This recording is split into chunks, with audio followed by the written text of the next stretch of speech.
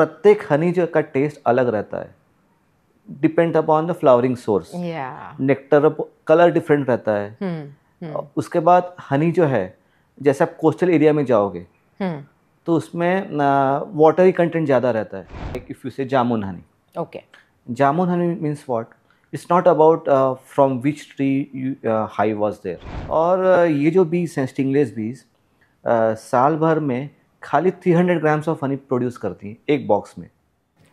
Namaskar. Welcome to the Meeting Point podcast. I'm very excited about today's podcast. This podcast is all about honeybees, madhumakhiyan. Okay. Amit Godse, who is a mechanical engineer by his qualifications, who worked in the software industry for 10-15 years, and then made a shift to conserving bees. Okay. ये करीब 10 साल से भी ज़्यादा काम कर रहे हैं and today's podcast is going to be in Hindi and English, दोनों लैंग्वेजेस में रहेगा थोड़ा थोड़ा। ओके, इसमें बहुत सारी जानकारी है, इतनी है कि हमने जब पॉडकास्ट रिकॉर्ड किया रियलाइज़ नहीं हुआ कि कितना लंबा रिकॉर्डिंग किया हमने। So we have divided the podcast into 2 parts. So what we are releasing today is part 1 and part 2 will be available very soon. We will be releasing it very soon. Now, there are very fascinating facts about honeybees which I didn't know and I'm sure you also didn't know. हमको सिर्फ मधुमक्खियों का सोच के ही डर लगता है कि वो काटती हैं, वो बहुत कुछ दिमाग में ख्याल आता है, right? But let us look at the other side of the bees also. So please watch it till the end and do leave your opinion and give us your feedback as to how you found the podcast. So let's begin.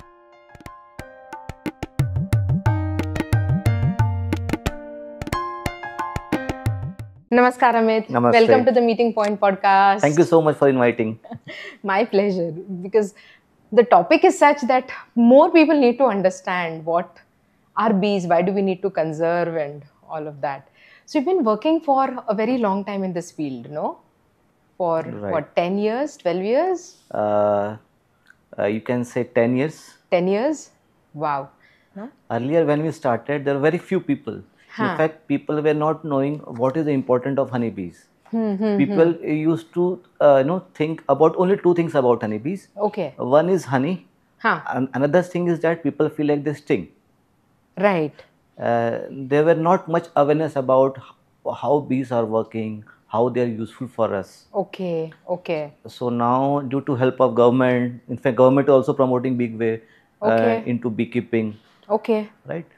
So now the awareness has increased. All right, all right. So why do we need to conserve? I mean, why is it so important to take care of bees and to ensure their safety? So I will quote, as per Dr. Albert Einstein, Okay. what he stated, once honeybees disappeared off the surface of the globe, man would have only 4 years of life left. Okay. No bees, no plants, no animal, no more man. So Wow. this is the importance. So without bees, within 4 years, human being will die, because bees, butterfly, and other plants are the basic of food chain pyramid. Okay. If they collapse, whole pyramid will collapse. Okay. And that is why conservation zaruri hai. बिल्कुल. Okay. Okay. So how do you go about this? I mean, तो होता कैसे, जब आप एक छत्ता bee hive का छत्ता आप निकालते हो, आपको लगता है कि हमारा प्रॉब्लम सॉल्व हो गया। बहुत लोग जला के करते हैं, कोई पेस्ट कंट्रोल कर देता है बीज को, पर वहाँ से वर्ल्ड की प्रॉब्लम शुरू होती है। ओके। कि आपको लगता है चलो हमारे घर से तो निकल गए बीज, सब मर गए, अब हमको कोई प्रॉब्लम नहीं। जब आप एक बी हाइव का छत्ता डिस्ट्रॉय करते हो, तो ऐसा माना जाता है कि पूरे गांव का जो पॉलिनेशन है वो आप हैम्पर करते हो, because bees travel around 5 kilometres in radius. I am talking about bigger bees, rock बीज. Okay. And people are very scared of rock bees when they make 4 feet by 4 feet high in their tall rising building under the water tank, right? So people feel like to destroy them. And when you destroy, it hampers the cross pollination of around 5 kilometer radius plants. Okay, so if I have destroyed, say for example, one beehive in my building, Yes. I'm destroying the ecology of 10 kilometers diameter. 10 kilometers of diameter. Wow. Okay. Okay. So we are destroying this very often then. Yes. Right? Now you said rock bees, no? So can you tell us how many species are there in bees? So in India, you get 5 different species of honeybees. 5. 5 different Okay. species. Out of 5, 4 are indigenous species. 4 are indigenous species? Yes, and 1 we imported from European countries. Okay. Okay.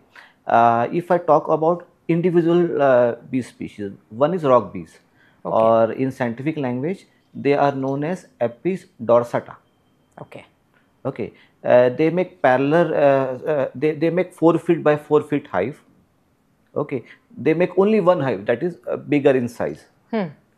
And they are the biggest bee in this world. Okay. Apis dorsata. And they visit only the bigger flowers. Okay. And they make the hive under the sunlight. All right. Okay. And second species, and they are very ferocious. I am talking about Apis dorsata. Okay. Okay. Second species is Apis florea. These bees are known as garden bees as well. They make palm size hive. And many times they make the hive on mango tree, jamun tree, neem tree. And their foraging range is only 1 kilometer. Okay. Okay. But they visit smaller and mid-small sized flower. And the bees are also small? Very small. Very. Okay. Their size is around 3.2 mm. Oh, that's small. That's small. And Apis dorsata size is around 5.2 mm. The first one, the rock bees. Rock bees. 5.2 mm. Okay, so big. Big one. Okay. Okay. And this second species, garden bees, they make the hive under the sunlight. So they require sunlight, and they only make one hive. Okay. That is why for both the species, you can't do beekeeping out of it. You can't keep them inside a box. Okay. Okay. Now we come down to third species. That is Apis cerana indica. Okay. You might have seen boxes, blue boxes and all. Yes. Bees are making parallel hive inside a box. Yes. These bees, many people do beekeeping out of it. Why? Because you can keep them in darkness, inside a box. Their behavior pattern is as such, they make the hive in darkness only. All right. Wow. Okay. Yes. तो ये जो बीज हैं मतलब इनका forging range जो रहता है, फोर्जिंग रेंज मतलब क्या, कितने एरिया में हनी बीज ट्रैवल कर सकती हैं अगर आप बॉक्स को सेंटर पकड़ो तब. राइट. ये जो बीज है 2 किलोमीटर रेडियस में घूमती हैं. ओके. और ये मीडियम साइज के फ्लावर्स के ऊपर ज़्यादा जाती है. ओके. ओके. ये छोटे फ्लावर पे बहुत कम जाती हैं, बहुत छोटे फ्लावर्स के. अच्छा. Okay. Fourth species is stingless बीज. Stingless bees. Stingless. These bees, they don't sting. Okay. Oh, people should know there are stingless bees also. Stingless bees as well. Not all bees are stinging bees. Okay. Okay. 4 species, they are stinging bees, and one is stingless bees. Okay. They don't sting, but they bite with their mandibles. Okay. What is उनके mandibles? जो mandibles मतलब उनके दांत रहते हैं. हाँ. दांत से वो कट करते हैं. Okay. Okay. जब आप वो कट करते हैं तो आपको you feel like tickling. अच्छा. आपको जैसे ब्लैक एंट आपको काटती है तो आपको पेन नहीं होता, आपको गुदगुदी होती है. हाँ. सेम वे जब आपको स्टिंगलेस भी कट करती है, दांत से काटती है, तो आपको अनकंफर्टेबल फील होता है, पेन नहीं होता. पेन नहीं होता है. ओके. आपको कहाँ काटती है? हेयर में, कान में घुसती हैं, यहाँ आईब्रोज में कट करेंगी. ओके. जिससे you will feel like uncomfortable over there and will run away from their hive. Okay. So what kind of hive they make? They make it anywhere or? Okay. So these stingless bees, they make the hive in darkness. अच्छा. अब पेड़ के अंदर छोटा सा whole है, या आपका जो दीवार है, वॉल है, उसमें छोटा सा होल है, या आपका मड घर होगा, जैसे बहुत से ट्राइबल एरिया में मडी घर रहते हैं, राइट, हट रहता है, तो उसके अंदर होल बना के ये बीज रहती हैं अंदर. ओके. केव्स के अंदर शायद. केव्स के अंदर छोटे होल्स हैं. हाँ. और ये बहुत ही मेडिसिनल हनी प्रोड्यूस करती हैं. और ये जो बीज है बहुत छोटे फ्लावर्स के ऊपर भी जाती हैं, जिस पे बाकी के बीज नहीं जाती हैं. ओके. राइट. और इनका जो फोरेजिंग रेंज है वो 300 मीटर ही रहता है. अच्छा, मतलब 600 मीटर डायमीटर में वो घूमती हैं। उसके बाद फोर्थ स्पीशीज जो है एपिस मेलिफेरा है, जिसको हमने बाहर से इंपोर्ट किया है, यूरोपियन कंट्रीज से। इसको इटालियन बीज भी बोला जाता है। इटालियन बीज, यूरोपियन बीज, नॉर्मल लैंग्वेज में बोला जाता है। सो हम लोग बाहर से उनको लेके आए हैं, इंपोर्ट किया है। कोई वजह बाहर से लेके आने की? उसके पीछे रीज़न ये है कि जब 1970s के आसपास जब यहाँ के जो डिसीजन मेकर्स हैं उन्होंने सोचा कि हनी प्रोडक्शन ज़्यादा करना चाहिए, तो फिर बाहर, क्योंकि ये हनी प्रोड्यूस ज़्यादा करती हैं। अच्छा, ठीक है, तो वहाँ से इंट्रोड्यूस किया गया। पर प्रॉब्लम ये हुआ कि जब ये बाहर से इंट्रोड्यूस हुई तो अपने साथ बहुत सारी डिसीजेज लेके आई। और यहाँ के एरिया में अकस्टम नहीं थी, यहाँ के फ्लावर्स अकस्टम नहीं थी। तब इनकी जो डिसीजेज थी तो ये बाकी के बीज में फैल गई, इंडिजिनस बीज में, 80s 90s में। और अपनी यहाँ की जो बीज थी इम्यून नहीं थी उन डिसीजेस के लिए। थाईसेक ब्रूड हो गया, अमेरिकन फाउल ब्रूड हो गया। तो ये सब जो डिसीजेज हैं अपने इंडिजिनस बी में फैल गए, और उसके कारण बहुत से इंडिजिनस बी की कॉलोनी ख़त्म हो गई।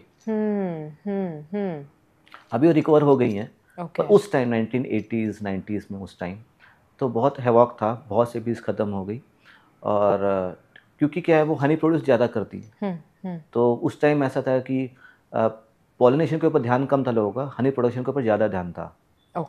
ठीक है, तो उनका ध्यान हनी प्रोडक्शन होने के कारण उन्होंने उस बीज के ऊपर ज़्यादा कॉन्सेंट्रेट किया।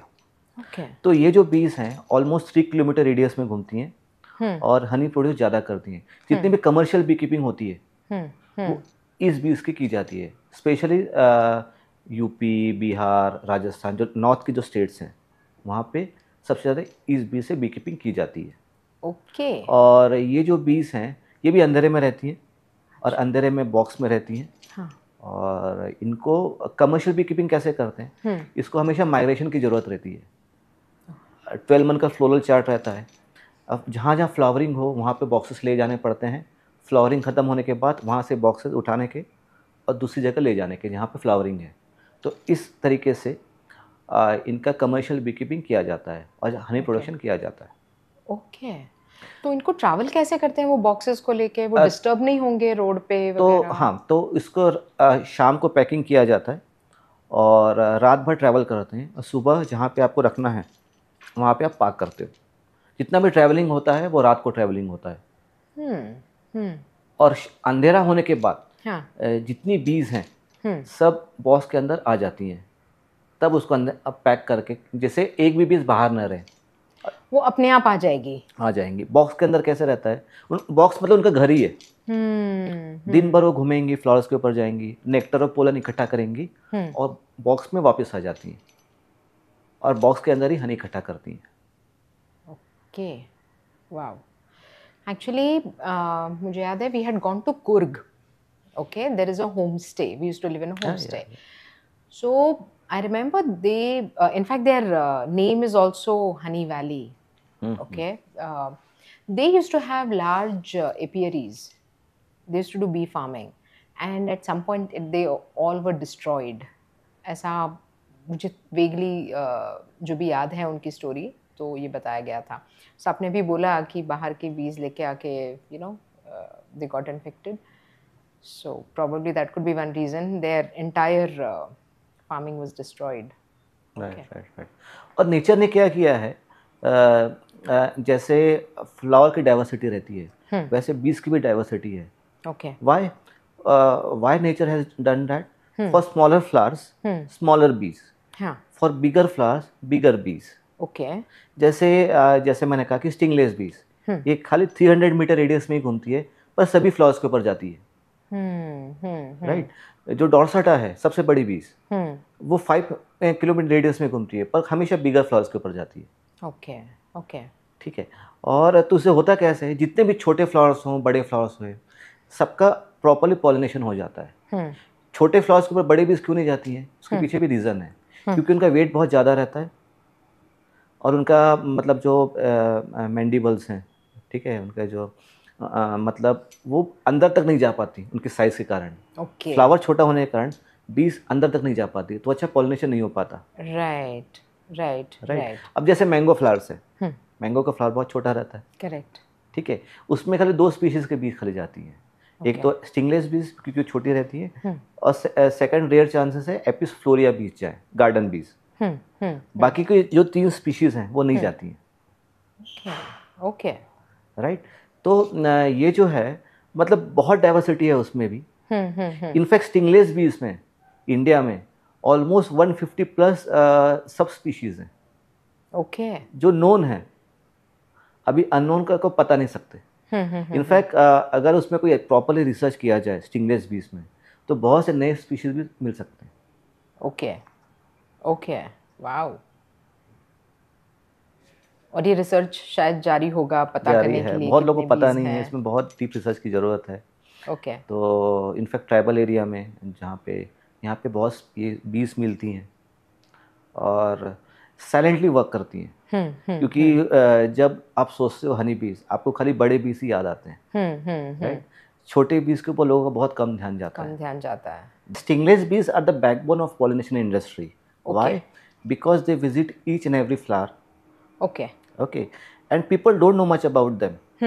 लोगों को लगता है खाली बड़े बीज ही पॉलिनेशन करती हैं, पर स्टिंगलेस भी एकदम साइलेंट वर्कर हैं।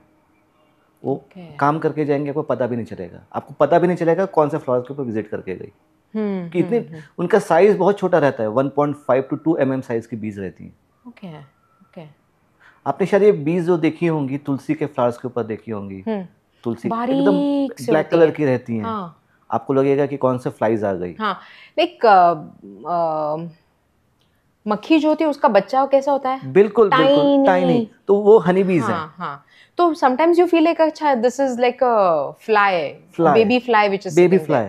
एक्चुअली बेबी फ्लाई नहीं रहती, तो हनी बीज रहती हैं, स्टिंगलेस बीज रहती हैं। Okay, wow. और बहुत बार कैसे होता है, ये जो बीज हैं एकदम छोटे फ्लावर्स के ऊपर जाती हैं, जो मेडिसिनल है, हर्बल है, आयुर्वेदिक प्लांट्स हैं, तो उसका जो हनी जो मिलता है वो बहुत ही मेडिसिनल रहता है। ओके, उसमें एंटी कैंसरस प्रॉपर्टीज रहती हैं स्टिंगलेस बीज के हनी में। ओके, और एंटीऑक्सीडेंट भी बहुत ज़्यादा रहता है। वाह। और ये जो बीज हैं स्टिंगलेस बीज साल भर में खाली 300 ग्राम्स ऑफ हनी प्रोड्यूस करती हैं एक बॉक्स में, बहुत कम, 300 grams of honey in a single box. वाह। बट बहुत ही मेडिसिनल हनी है। 1 kg हनी का कॉस्ट ऑलमोस्ट 5,000 रुपये kg जाता है। ओके। तो ऐसे स्टिंगलेस बीज हैं। तो इनका लाइफ स्पैन कितना होता है हर एक बी का? अब जैसे वर्कर बीज हैं, इनका जो लाइफ स्पैन है वो 4 to 5 मंथ्स रहता है। ओके। वो भी स्पीशीज वाइज भी डिफर करता है। जैसे स्टिंगलेस बी का 5 to 6 मंथ्स होगा, डॉसटा का होगा 3 to 4 मंथ्स होगा, ठीक है। फ्लोरिया का भी 3 to 4 मंथ्स होगा। उसके बाद आपकी जो सिराना इंडिका है उसका भी 3 to 4 मंथ्स होगा। स्टिंगलेस बीज का लाइफ स्पैन ज़्यादा रहता है एज कम्पेयर टू अदर बीज। ओके, ठीक है। जैसे क्वीन बी है, जो बाकी के जो स्टिंगिंग बीज हैं, एपिस डॉर्सटा, रॉक बीज, उसके बाद एपिस फ्लोरिया, एपिस सिराना इंडिका, उसके बाद एपिस मेलिफेरा, उसकी जो क्वीन का जो एज है वो 2 years रहता है, पर स्टिंगलेस बीज का 4 years रहता है। Okay, right. और जो ड्रोन है, ड्रोन मतलब मेल, अच्छा, ठीक है, तीन मेंबर्स रहते हैं कॉलोनी में, एक क्वीन, वर्कर बीज, थाउजेंड्स ऑफ वर्कर बीज and few drones, hundreds of drones. अच्छा, हंड्रेड्स ऑफ ड्रोन्स। ओके। तो ये ड्रोन जो हैं मतलब मेल, इनकी जो एज भी 3 to 4 मंथ्स रहती है। अच्छा। और इसमें और एक इंटरेस्टिंग फैक्ट आपको बताऊं कि अगर मान लीजिए, आपने बहुत बार देखा होगा कि आजू बाजू में 3 to 4 हाइव्स लगे रहते हैं, बाजू आपने देखे होंगे। बिल्कुल। तो उसमें ऐसा होता है कि अगर बाकी के बीज को पता चल गया, एक हाइव को पता चल गया कि आजू बाजू के हाइव्स में ड्रोन्स हैं, मेल हैं, तो वो ड्रोन प्रोड्यूस ही नहीं करती हैं। अच्छा। खाली क्वीन सेल प्रोड्यूस करती हैं। ओके, वो क्यों? क्योंकि उनको पता है, क्योंकि ड्रोन जो है वो ना हनी इकट्ठा कर, मतलब ना पोलन इकट्ठा करता है, ना नेक्टर इकट्ठा करता है, ना कॉलोनी की सुरक्षा करता है। तो फिर क्या करते हैं ये ड्रोन जो है खाली क्वीन से मेटिंग का काम करते हैं। जो वर्जिन क्वीन है उसे खाली मेटिंग का काम करते हैं। ओके। बाकी और उनका कोई काम नहीं है। ओके। एक बार क्वीन के साथ मेटिंग हो गया तो ये जो वर्कर बीज क्या करती है, सभी ड्रोन को मार डालती है। ओके। हाँ, अच्छा। क्योंकि क्या है, कॉलोनी में खाली वही मेंबर्स रह सकते हैं जिनका यूटिलाइजेशन कॉलोनी के लिए हो। जो ओह जो वाओ। यूजफुल ना हो उनको मार डालते हैं या भगा देते हैं। इनफैक्ट अगर अच्छा। एक ही क्वीन रहती है हाँ। कॉलोनी में, अगर वो बूढ़ी हो गई, हम्म। एजेड हो गई, बूढ़ी हो हम्म। गई, जब तक न्यू क्वीन जन्म नहीं लेती है, अगर जन्म हो गया, मीटिंग भी हो गया, तो जो न्यू क्वीन है वो ओल्डर क्वीन को मार डालती है, क्योंकि अब उसका यूटिलाइजेशन खत्म हो गया है कॉलोनी के लिए। ओके। वाओ, आई थिंक ये एक ही स्पीशीज है जिसमें। सभी स्पीशीज, सभी अच्छा। स्पीशीज में ऐसे होता है। All right. ठीक है। अब मैं आपको बता रहा था, अगर 4-5 हाइव्स हैं, हम्म। ठीक है, मतलब वर्कर भी इसको पता है आजू बाजू के हाइव में द्रोण है, तो द्रोण को जन्म ही नहीं देती हैं, क्योंकि उनको खिलाएगा कौन, क्योंकि काम तो है नहीं। तो क्वीन सेल्स तैयार करती हैं। क्या तैयार करती है? Queen cells, queen cells. जिसे जिसे न्यू क्वीन जन्म लेगी। अच्छा, ये क्वीन ही क्रिएट करती है? हाँ, तो क्वीन ओह। ही क्वीन सेल्स जो वर्कर बीज बना के रखती हैं, वर्कर बीज, हाँ। उसके अंदर जो क्वीन है वो अंडा हाँ। डालती है, और उसमें से क्वीन ओह। जन्म लेती है। ओके। एक ही अंडे से वर्कर बी भी जन्म लेती है और क्वीन बी भी जन्म लेती है, पर ओके। दोनों का सेल अलग अलग रहता है। वाओ। ओके। वर्कर बी का सेल हेक्सागोनल रहता है, हम्म। और क्वीन बी का जो सेल सिलेंड्रिकल ऊपर से नीचे रहता है, वो हेक्सागोनल नहीं रहता। अच्छा, this is how you can identify identify where is a queen cell, where is a worker worker cell. Bee cell. Okay. ठीक है। और जो क्वीन सेल हैं जी। उनको स्पेशल खाना दिया जाता है जो वर्कर बीज देती हैं, उसको बोलते हैं royal jelly. Royal jelly is the costliest food in this world. Okay. ठीक है। रॉयल जेली जो रहती है कहाँ से निकलता है? हाँ। वर्कर बीज के हेड में ग्लैंड रहता है, वहाँ से वो सीक्रेट करती हैं oh royal my jelly. God, this is. ठीक है। और वो निकाल के खुद नहीं खाती, हाँ। वो खिलाती हैं जो न्यू क्वीन है, जन्म लेने वाली है, या एग्स हैं, एग्स को भी रॉयल जेली खिलाती है, और जो क्वीन है वो रॉयल जेली खाती है।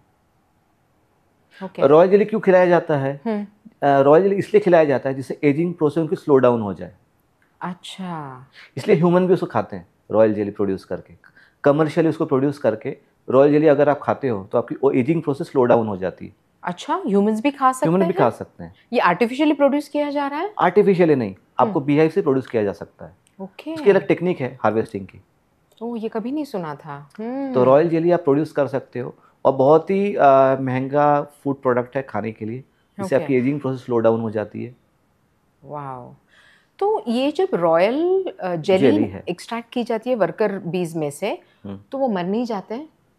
नहीं, तो उसमें उसमें कैसे होता है, आर्टिफिशियली क्वीन सेल्स बनाते हैं फ्रेम के अंदर। आपने फ्रेम देखे होंगे, पैरेलल जी फ्रेम्स। हाँ। या। तो एक फ्रेम बनाया जाता है जिसके अंदर आर्टिफिशियल क्वीन सेल्स बनाए जाते हैं, ओके। और उसमें से जो आपके हेक्सागोनल सेल्स में जो एग्स डाली हुई हैं, जो क्वीन ने जो एग डाले हैं, तो उसको एक एक करके अपन निकालते हैं, और जो क्वीन सेल करने अपन शिफ्ट करते हैं, ओके। ट्रांसप्लांट करते हैं। ओके।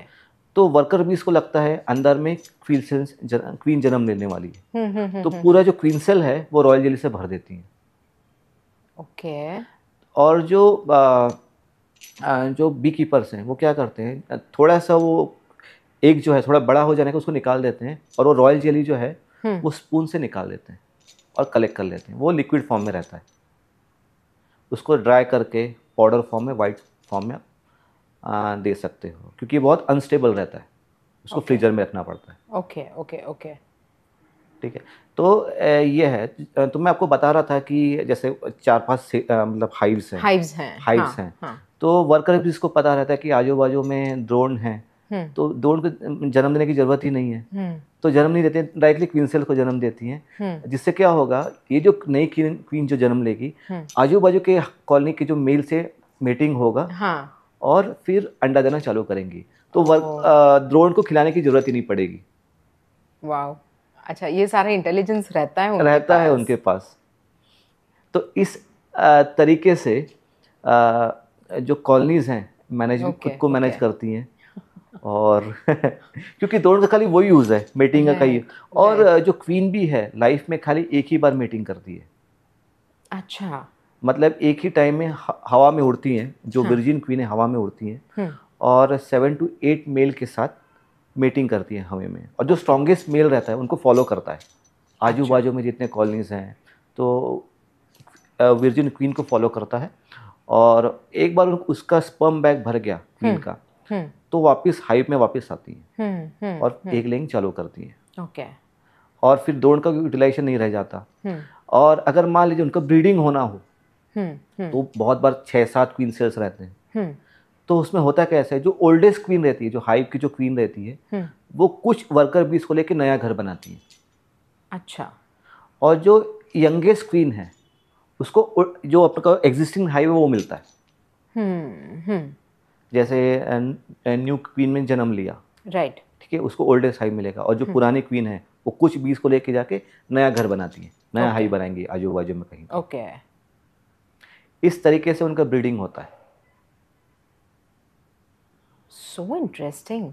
यस। हमको लगा था ह्यूमंस ही बहुत इंटेलिजेंट है and we know how to survive and everything. हाँ। और वो जो हाइव भी जो बनाती हैं, हेक्सागोनल सेल्स बनाती है, उसके पीछे भी रीज़न है। वो भी, उसके पीछे भी साइंस है। ओके। साइंस क्या है उसके पीछे, कि जब हेक्सागोनल सेल्स बनाती है जी, तो उसमें सरफेस एरिया जो है ऑप्टिमम रहता है। ओके। ठीक है। जब आप हेक्सागोनल सेल्स देखते हो तो उसका प्रत्येक जो आर्म है वो 6 सेल से जुड़ा रहता है, कनेक्टेड। हाँ, कनेक्टेड रहता है। जिससे क्या होता है, फर्स्ट थिंग क्या होता है कि आपका जो हाइव जो है वो स्ट्रॉन्गेस्ट हो जाता है। आपको वैक्स कम लगता है, क्योंकि क्या है, जब हनी बीज मान लीजिए 100 ग्राम हनी खाती हैं, ठीक है, तो उसमें से 10 ग्राम वैक्स बनाती है। ओके। और वैक्स कैसे बनाती हैं, उनके बॉडी में ग्लैंड रहता है, वैक्स ग्लैंड रहता है एब्डोमेन में, तो वहाँ से वैक्स सीक्रेट करती है। जब वो 100 ग्राम हनी खाती हैं तो वो 10 ग्राम वैक्स सीक्रेट करती है। Okay. और उस वैक्स से वो अपना घर बनाती है, उनका पूरा घर वैक्स से बना रहता है। राइट। सो तो उनके लिए वैक्स बहुत प्रेशियस है एज कम्पेयर टू हनी। अगर मान लीजिए सर्कल से बनाती तो बीच में जो सर्कल के बीच में जो है सेंटर गैप पड़ जाता, उसमें वैक्स ज़्यादा लगता। राइट। अगर आप स्क्वायर ले लीजिए या रेक्टेंगल ले लीजिए, तो उससे क्या होता, अगर ऊपर के सेल्स में सब स्क्वायर हैं, नीचे के में भी स्क्वायर हैं, तो उससे होता है कैसे कि ऊपर के सेल में सबसे ज़्यादा वजन पड़ता, और हाइव में भी वजन इक्वली डिस्ट्रीब्यूट नहीं रहता है। कहीं हनी है, कहीं एग सेल लार्वे है, कहीं पोलन है। अच्छा। सबका वेट अलग अलग रहता है। तो their hive is just like different chambers. One is a honey chamber, one is a pollen chamber, one is a egg cell larvae chamber और ब्रूड चेम्बर। ओके। तो वेट जो रहता है बहुत अनइक्वल रहता है। अगर मान लीजिए स्क्वायर होगा ऊपर, मान तो वेट जो है इक्वली डिस्ट्रीब्यूट नहीं होगा, गिर सकता है। गिर सकता है। हेक्सागोनल में क्या होता है, जो वेट है इक्वली डिस्ट्रीब्यूट हो जाता है, क्योंकि प्रत्येक जो आर्म है वो 6 सेल से जुड़े रहते हैं।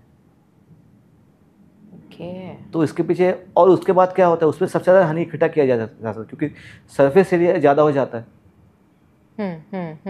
राइट, साइंस की दृष्टि से। राइट। तो इसलिए हनी भी जो है हेक्सागोनल सेल्स बनाती है। और प्रत्येक जो एंगल है हेक्सागोनल सेल्स का, वो 120 डिग्री एंगल रहता है। परफेक्ट शेप में बनाती है। कैसे? They have that caliber. They have, yeah. Okay. Fascinating.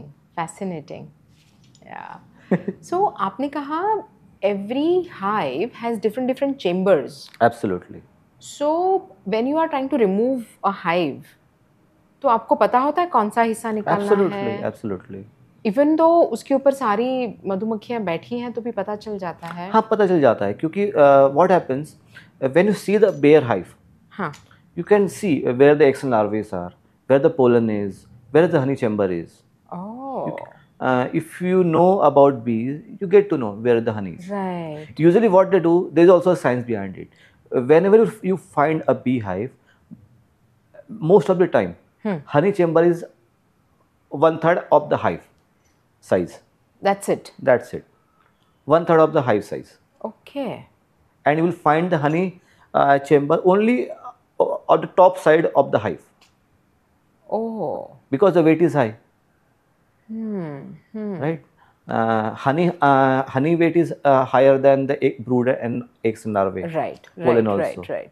So they usually store the honey at the top layer of the hive.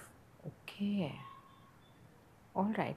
सो एक क्यूरियस क्वेश्चन है, अपने बिल्डिंग्स में जो छत्ते बनते हैं, दोज आर रॉक बीज, बड़े होते हैं Many थोड़े? times those are rock bees, Floria bees as well, and many times Sirana indica as well.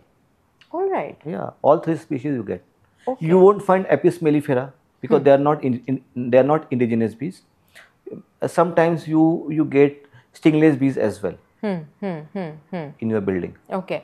So now, right now, currently we have a beehive somewhere in the building. I recently saw somebody put out a message कि निकालो उसको वगैरह वगैरह. So evenings में, when we switch on the lights, there are these bees which come and get stuck on the net. They are brown, orangish. Their body or belly, whatever you call it, that lower part is orangish in color, and it's pretty big. So those are rock bees, no? Those are rock bees. Okay. Okay. One interesting fact is that when I started working on these bees, I felt like most of the rock bees you will find in the forest area or in the farming area. Okay. But it was a shocking thing I learned is that the most of the rock bees will find in cities these days, Huh. Why is that? not in the farmland. Huh. Because what happens in cities, you get the height to make the hive, which it's very difficult to get in the farmland. Here you have 8 floor, 10 floor, 12 floor. Right. So first thing is that they get the height to make the hive. Second thing is that in cities you have diversity of different flowers. Okay. Third thing is that no one is putting pesticide on their garden flowers. In the farmland, what happens? Farmers are putting lots of pesticide, insecticide, right? True, They don't survive over there. Right. But in cities, no one is putting pesticide on their flowers. Fourth thing is that they have ample amount of water in cities. People put water, for birds. Many times, like tanks are overflowing. Yeah. You are gardening, you are watering your plants. So they collect those water even in the summer season. Okay. Right. In the farmland, in the forest land, what is happening? Many times you need to travel a lot for water. Right. In the forest land as well. हाँ, तो पानी नहीं मिलता होगा. City में तो पानी मिल जाता है. Right. Right. You get height also, diversity of flowers as well. Right. तो ये मेरा खुद का एक्सपीरियंस है. You will find much of the rock bees in cities as compared to farmland and forest land. Okay. बहुत exhibitions में honey बेचते हैं. Okay, I am coming to honey now. Alright. तो वहाँ पे दिल से जामुन हनी या फ्लोरा हनी या अलग अलग ऐसे इसे बेचते हैं. So what does that mean? मतलब वो जामुन के झाड़ पे बना हुआ बी हाइव से दे हैव एक्सट्रैक्टेड हनी, और mango tree Honey? What does it mean when they give those labels like that? Okay. When you talk about a particular honey, just like if you say jamun honey. Okay. Jamun honey means what? It's not about from which tree hive was there. It's not about that. अच्छा. तो होता कैसे, जब हनी बीज flowers के ऊपर visit करती हैं तो वो नेक्टर और पोलन इकट्ठा करती हैं. जब किसी हनी में 45% से ज़्यादा उस पर्टिकुलर फ्लावर का पोलन ग्रेन्स होंगे तो उसको वो नाम दिया जाता है. अच्छा. अगर मान लीजिए आपने बॉक्सेस जामुन के ऑर्किड में रखे हैं या जामुन के फॉरेस्ट में रखे हैं, ठीक है, तो यूजुअली बीज जामुन के फ्लावर के ऊपर ज़्यादा जाती है उस टाइम फ्लावरिंग रहे तब. राइट. तो उसमें पॉसिबिलिटी है कि उसमें पोलन ग्रेन्स हैं जामुन के ज़्यादा हों. जब वो 45% से ज़्यादा होते हैं तो उसको मोनोफ्लोरल हनी बोला जाता है. ओके. ऐसे भी हो सकता है 45% से ज़्यादा दो पर्टिकुलर फ्लावर्स हों तो उसको बाईफ्लोरल हनी भी बोला जा सकता है. अच्छा. राइट. अगर 51% से ऊपर हो तो वो मोनोफ्लोरल हो जाता है. ओके. मल्टीफ्लोरल मतलब क्या? बहुत सारे फ्लावरिंग हैं, मिक्सिंग है, कहीं 10%, 12%, 13%, 30%, राइट. तो वो मल्टीफ्लोरल हो जाता है. Okay. Okay. It's not about बीज ने कौन से ट्री के ऊपर हाई बनाए. It's about from which flowers they have collected the nectar and pollen. Got it. Got it. Okay. और प्रत्येक हनी जो का टेस्ट अलग रहता है, depend upon the flowering source. Nectar colour different रहता है. उसके बाद हनी जो है, जैसे आप कोस्टल एरिया में जाओगे तो उसमें वाटरी कंटेंट ज़्यादा रहता है. If you take Sundarban honey, वो थोड़ा लिक्विड ही रहेगा. अच्छा. ठीक है, टेस्ट यूनिक रहेगा पर लिक्विड ही रहेगा. आपको लगेगा पानी डाल के आपको हनी दिया है. क्योंकि होता कैसे है, हनी बी जो है जब नेक्टर इकट्ठा करती हैं तो उसमें 80% वाटर रहता है, 20% शुगर रहता है. उसमें भी हनी बीज क्या करती हैं कि वो देखती हैं कौन से फ्लावर में शुगर कंटेंट ज़्यादा हो.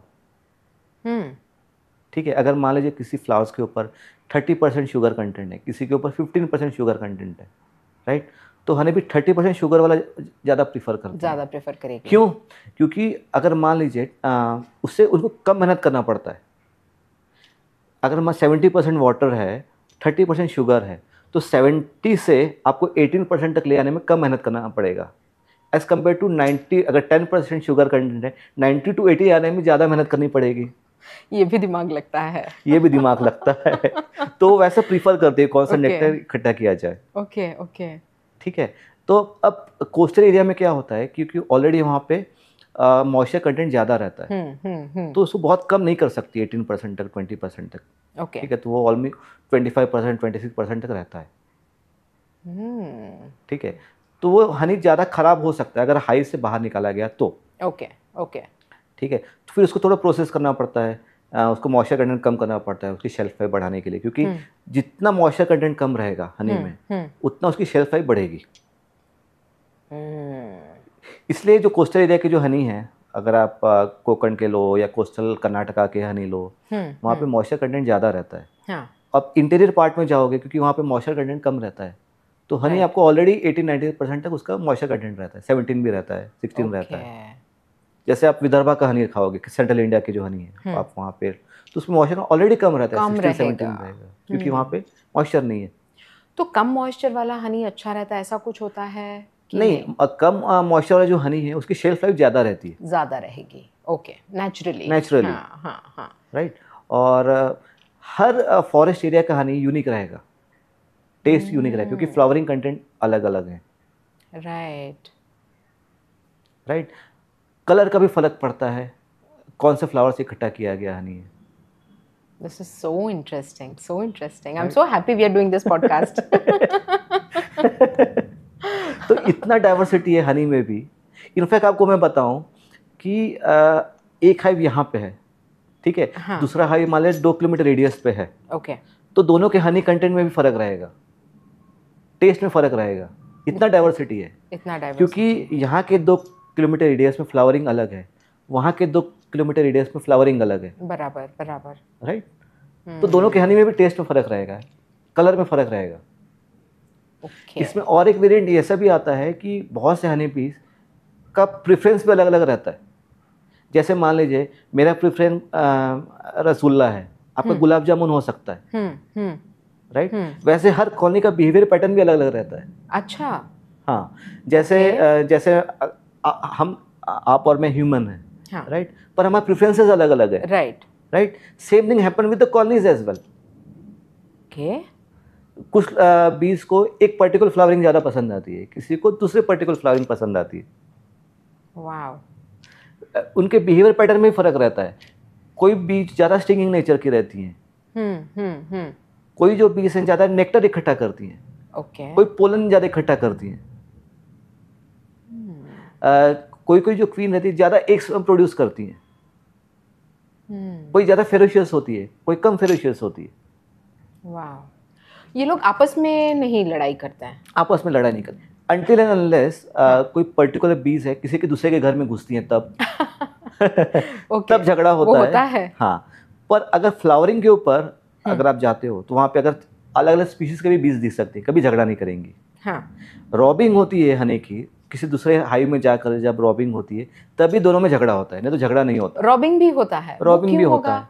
अगर मान लीजिए मेरे हाइव में हनी नहीं है, या जैसे रेनी सीजन में हनी नहीं रहता है, फ्लावरिंग कम रहते हैं, करेक्ट, तो उनके पास हनी कम है, तो वो ट्राई करते हैं दूसरे हाइव से जाके वहाँ से हनी चुरा लें।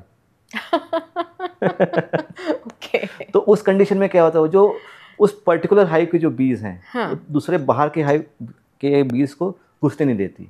क्योंकि जैसे आप कहीं भी एंट्रेंस में जाते हो, वहाँ पे स्कैनिंग मशीन रहती है। हाँ. तो वैसी बीज के जो एंट्रेंस है उसमें भी स्कैनिंग बीज रहती है, अपनी कॉलोनी के हैं कि नहीं, हाँ, देखने के लिए। और प्रत्येक कॉलोनी का जो फेरेमोन है वो क्वीन से डिसाइड होता है।